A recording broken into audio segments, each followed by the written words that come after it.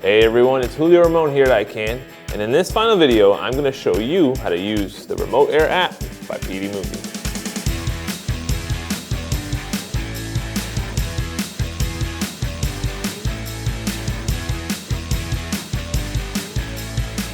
So now that we have everything set up, we have our motors in place, they're all powered on, everything's connected, everything's working.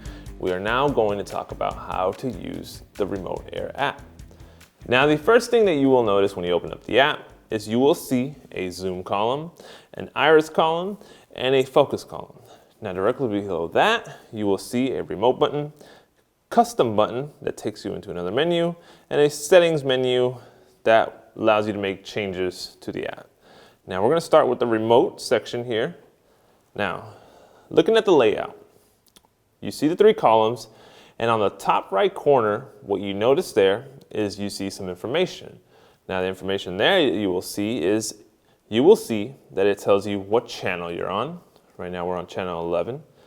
It will also tell you the signal level, the strength of your signal between the controller and the receiver motor. It will also tell you the battery life on your transmitter with the TX and the percentage number there. And finally, with the RX, you will see that's your receiver, and right there is where you will see the voltage that is being received from the battery to the receiver motor. So that is the information that you're receiving, and it will be displayed on the top screen there. And it will also be displayed on the receiver motor as well. So all that information matches up and gives you a nice overall view on how you're set up. Looking back at each column, you will notice that there is a scale on each column. So the zoom has a scale, iris has a scale, focus has a scale. Now, when you touch along the scale and drag, you are able to control that channel. So right now, I'm pressing, dragging, and you can see I am controlling the zoom motor by sliding up and down. On the iris, you can do the same, slide up, slide down. And on focus, you can do that as well. Now, as you can see, you can control each motor by simply just using the app. But the zoom and focus has actual manual controls with the focus knob and the zoom switch on the back. Now, in order to access these, you have to turn off the functionality of the touchscreen first. So, if you look at the top, you'll see that zoom, iris, and focus right now, those top cells are grayed out. Now when they're gray, that means that the touchscreen on the phone is on. So if we press the focus button, the focus cell now turns black. What that means is your touchscreen functionality is off. I can no longer make adjustments by touching the screen, but I now have control using the focus knob. Now the same applies to the zoom channel. Right now I can control through the touchscreen, tap the zoom button, it goes black. I lose the touchscreen, and now if I use the rocker switch on the back, I can still control my zoom. Now the iris doesn't have a manual control, but if you want to avoid accidentally making adjustments to your iris, you can tap the iris as well, cut off the touchscreen function, and it will keep you from accidentally making any changes. All right, now what you probably notice is that each column is missing lens data. There's no lens data on each of these. So what we need to do is we need to input our lens data with the 50 to 135 Tokina lens that we have here, and I'm going to show you how to do that. So the way we input our data is, if you look on the middle of each column, you will see a button that's labeled Mark. Now this Mark button is what you will use to input your information. So first, we're going to start off with our focus. Now, right now, I'm going to use the focus knob to control the lens. Now I'm going to line it up. I'm just going to do a few for an example. So first I'm going to line up, let's say 5 feet. So we are on 5 feet currently.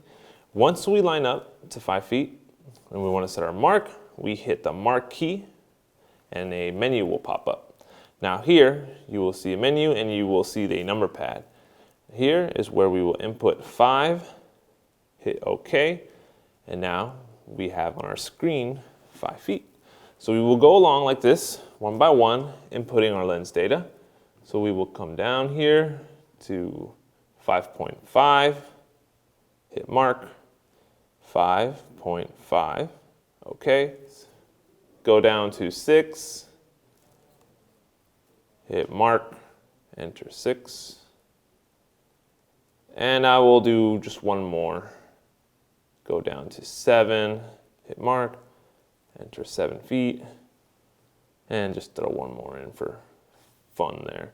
Hit mark, 8 feet.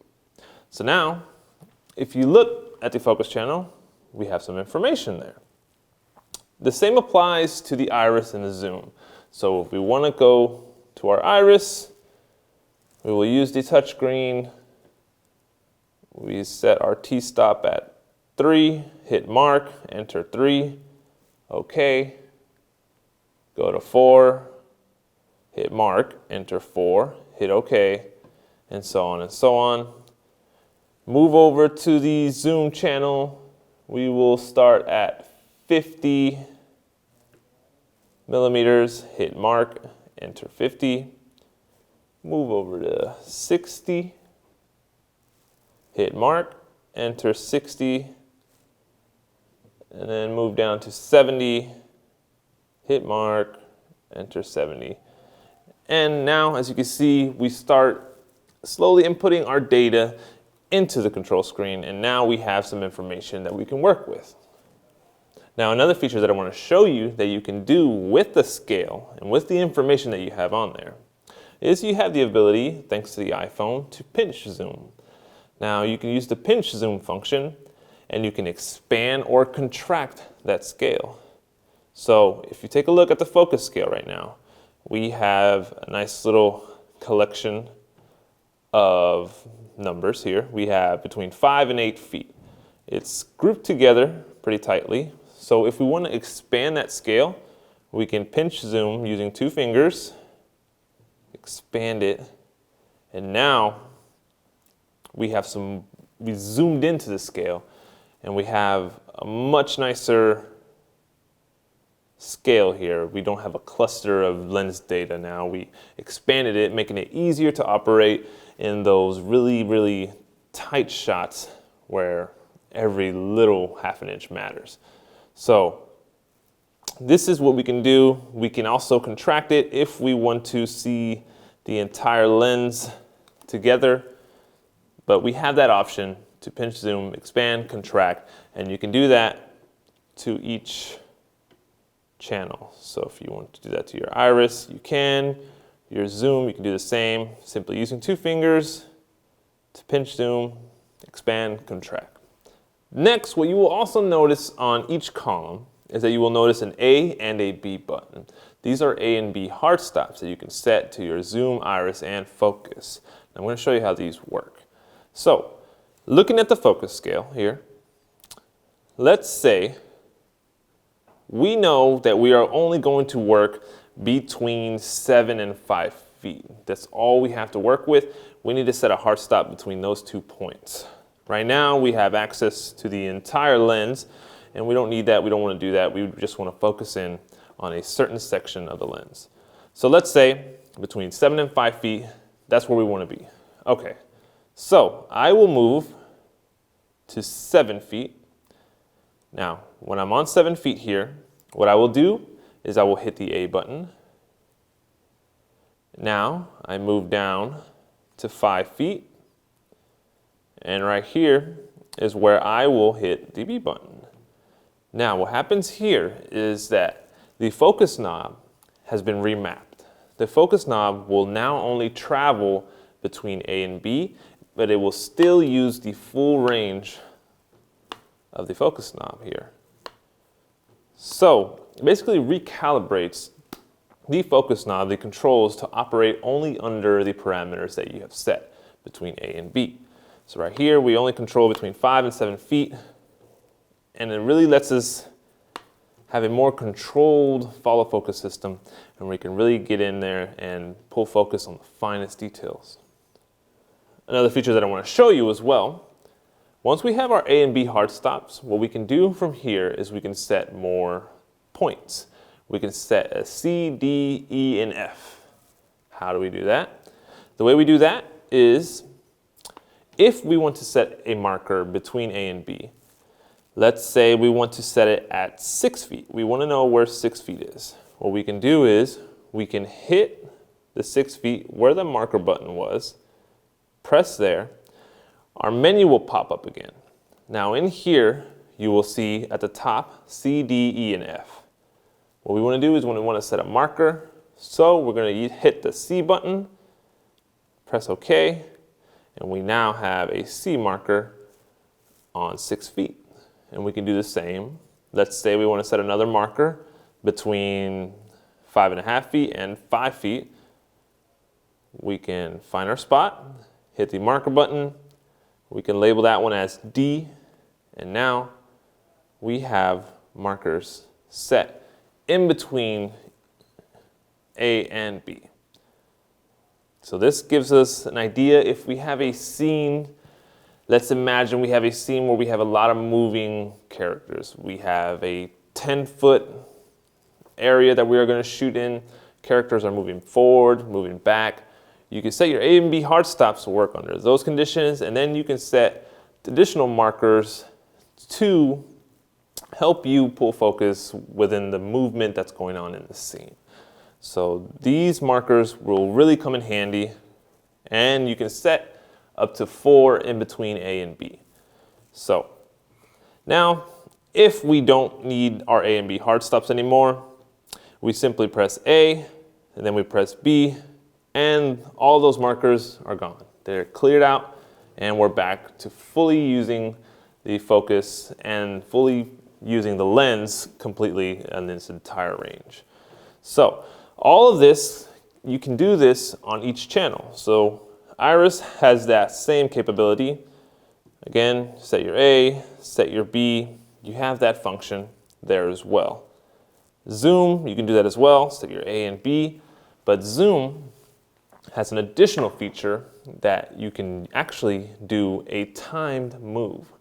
So what I mean by that is you have the ability to slowly push in, program it into the controller. So let's say you want to move between 50 millimeters and 70 millimeters, and you want to make that slow push in 30 seconds. You can do that. Now let me show you how. And to do that, you first have to set your A and B hard stops. So we will go to the Zoom channel. We already have some information here, so we're just going to use the information that we have already set. So let's say I want to slowly push in on my zoom between 70 and 50 millimeters. So what I'm going to do first is I'm going to set my A hard stop on 70, and I'm going to set my B hard stop on 50. So right now we're only mapped between 70 and 50 millimeters. That's what we want. Now what we can do from here is we have the ability to slowly push in. I want to start in close at 70 and I want to pull back out. So what I'm going to do here is I'm going to hit the time button that you see right above the A and B hard stops. Press that time button, and in here you can set a time between 3 and 60 seconds. So I want to make a time move of 30 seconds. Let's do 15 seconds. That's a little quicker. So we'll set 15, enter 15, hit OK, and now that time button will have the number 15 with an arrow pointed up and down. Now when it's up and down, that means that your travel will move to one point and then move back. If you only want it to move to one direction, you double tap it. You can tell it to go from B to A or from A to B by simply tapping and cycling through the functions. Right now I have the arrow pointed down, so what that means is I want it to go from A to B.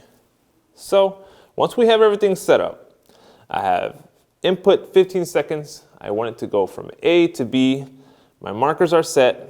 All I need to do now is I need to set my lens to 70 And once we're all ready to operate, I simply press and hold that 15 button and the move begins. And as you can see there, the zoom channel slowly moves at the speed that you have set. So this is great if you have a scene where you know you want that slow push in and you want to be able to focus on controlling your focus. So those are all the data functions that you can control on each column. Now, if you already have input all your data, you set all your A and B hard stops, and you have your control screen completely set. If you want to clear up the screen, make it a little more manageable to look at, a little more easier to read, you can simply press the hide button that you see here located on the left. Press that, and you now have a more clear, nice, clean control screen that only is going to display the information of the lens and the markers that you set. So this takes away the clutter, and you can now see and fully operate your Remote Air Pro. Another organizational feature that you have on each column is that you have the ability to take away columns that you don't need. So, for instance, if you are only using focus and you don't have your iris or your zoom set up, you can clear those columns out of your way so you can actually see. And to do that is you will double tap the minimize button that you see on the zoom, iris, and focus. You can select each one. So let's say we're only going to pull focus on this shoot. That's all I want to worry about. I will double tap the zoom and it minimizes, double tap the iris, and now it's gone. So now I only have the focus in my screen.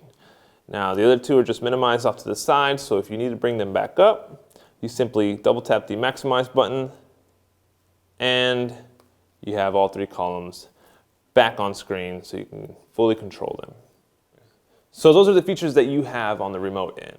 Moving on, if you go switch over to the custom menu, in here is where you will save your lens data. This is where you will take your lens data, save it for future use. So you could actually build up an entire library of lenses that you own and have all your information stored on this app. Now, if you click over to the settings menu, in here you will see that there is up top a set unit button. And when we press that, in here we can decide whether we want to operate in feet or meters. So you have that option. You can toggle between each one. Now, coming down, the next menu that you will see down below is you will see the PD Movie ID. If we select that, inside here is where you will see ID and password, and this is where you want to register. You want to register, create an account.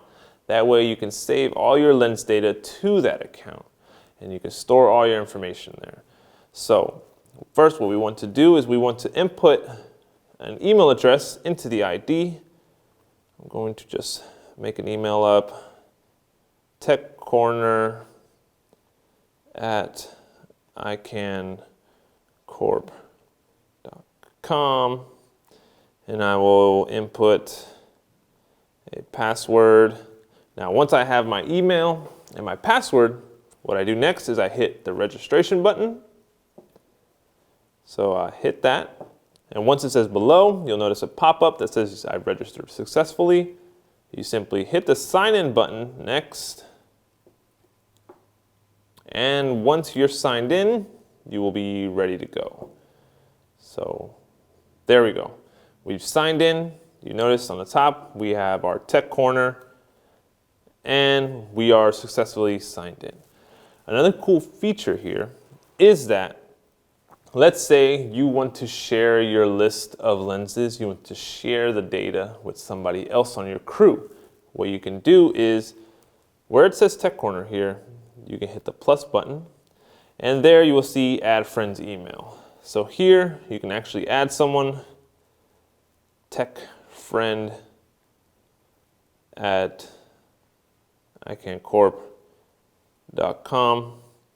So you can actually share lens information to anybody that you decide you want to share it with. So if you want to remove them, you can also remove them later on and take away their privileges. Now, once we have our account created, we can actually start saving our lens data. So if we move over to the Custom tab, in here is where we can save it. So right now, we are using a Tokina 50-135 lens. And what I'm going to do here is I'm going to click at the bottom, Add Lens. So I will click Add Lens. Now in here, it already has pre-created a bunch of folders for you from different lens manufacturers. So if we want to create one for Tokina, we will hit the other button. We will select Add, and inside here you'll see Add Brand. So we want to input Tokina. We will hit OK. And there we go. Now you'll see we have a Tokina folder. So we will enter there. And once we're in the Tokina folder, we will hit Add again. Now it says Add Lens. And here's where we will describe it. So we have a 50-135 millimeter lens, T3, T-stop, and we will throw in the word cine there so you will know it's a cine lens. So there we go, and we're set. So we saved our lens data, and when you select the lens, the check mark here will upload your lens to the remote surface. So there we have successfully saved our lens. So that was the Remote Air app by PD Movie. Now, if you're looking for more information on any PD Movie products or any other of our products, you can always visit us at icancorp.com. My name is Julio Ramon. Thank you for watching.